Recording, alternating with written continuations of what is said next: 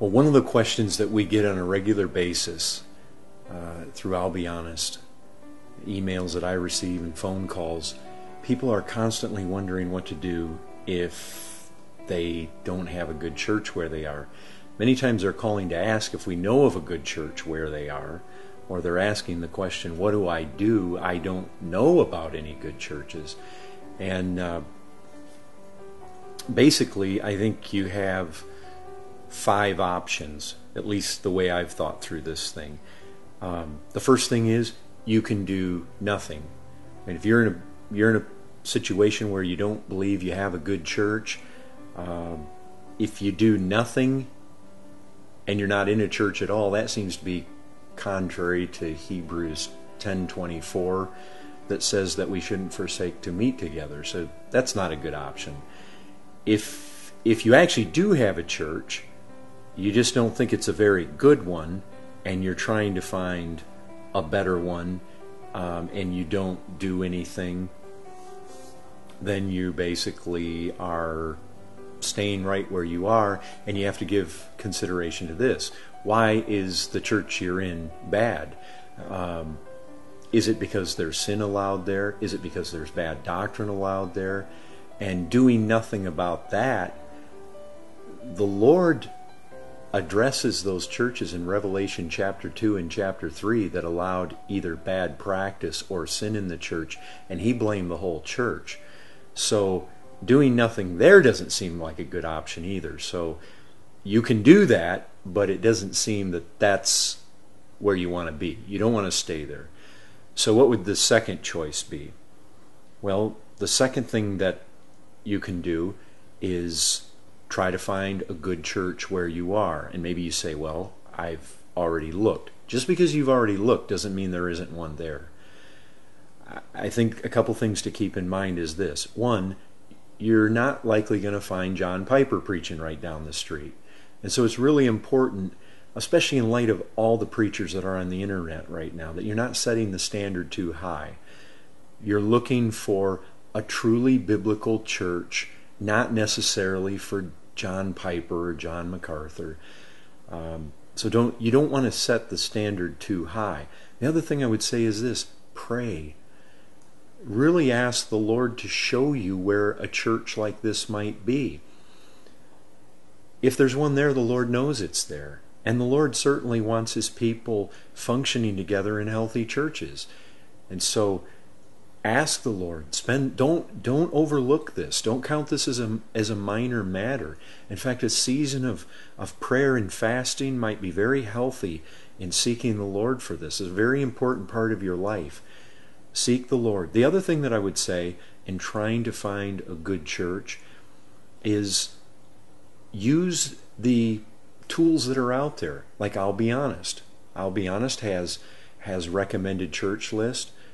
Johnny Farese, Farese.com, has a list of Reformed Baptist churches. 9 Marks, they have, I think they have a church listing. The Founders, Southern Baptist, they have church listings.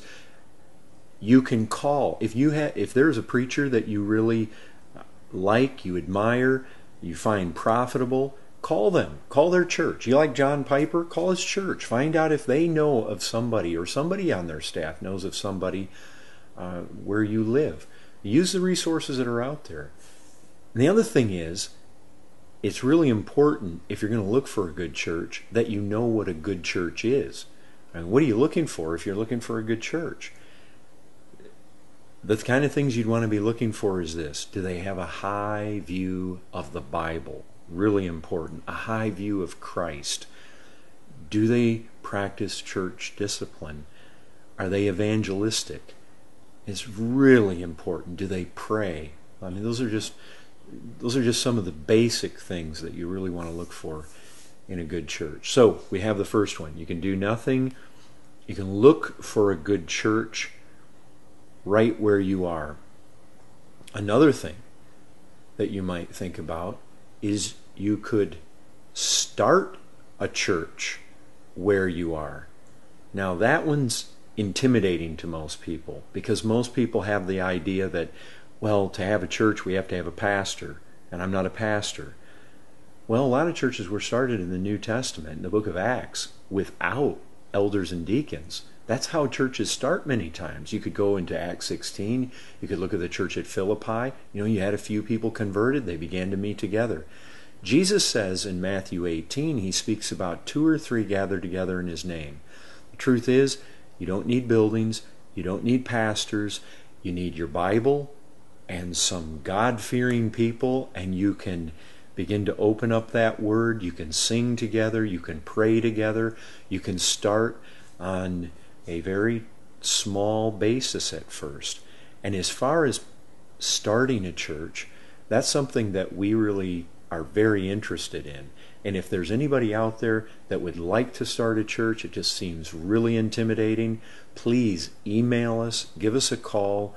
We'd love to help you in any way we can in trying to start something like that, if you would be minded to do that. So that would be the third thing. The fourth option that you would want to consider would be, if you are already in a church but you don't think it's a good church, you could seek to reform that church from the inside. Rather than just try to move on somewhere else, you can seek to biblically try to initiate the changes in the church that would bring that bad church into the condition of being a good church. And it's true, there are bad churches, and there are good churches. And typically what makes a church bad is because they have practices and teaching that aren't biblical. They don't line up with holiness. Sin is allowed, bad teaching is allowed, and the Bible tells us how to deal with sin in the church. Matthew 18, 1 Corinthians 5, 2 Thessalonians, there's a number of places that we see that how we are to deal with sin. And then we're told also how to deal with false teaching. And by the way, even if the error or the false teaching is in the leadership, the elders, the pastors, it can be approached. It can be dealt with. The Bible gives us the way to deal with that. You would want to carefully study 1 Timothy chapter 5. It tells how to approach elders, how to rebuke elders. There's even a place for publicly rebuking elders. If you're going to try to reform a church from the inside, you need to count the cost. You're going to need to be very prayerful. You need to be humble. You need to pick your battles extremely carefully. You need to seek to move through the biblical passages and the biblical processes for carrying this out. And it will not be an easy path, most likely, but that is definitely the fourth option. The fifth option is you can pack up and you can go to where a good church is.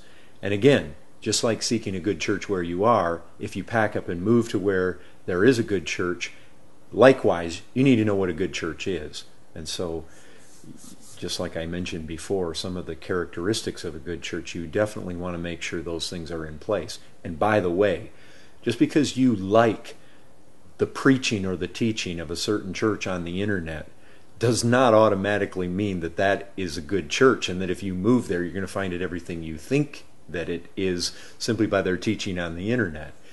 So make sure you find out about a church before you move there. Absolutely go visit it first. But those are the options. So basically, what you have is you can do nothing. You can seek a good church right where you are. You can seek to plant a church where you are. You can seek to reform a not so good church from the inside, or you can pack up and move to where a good church is. Those are the 5 options.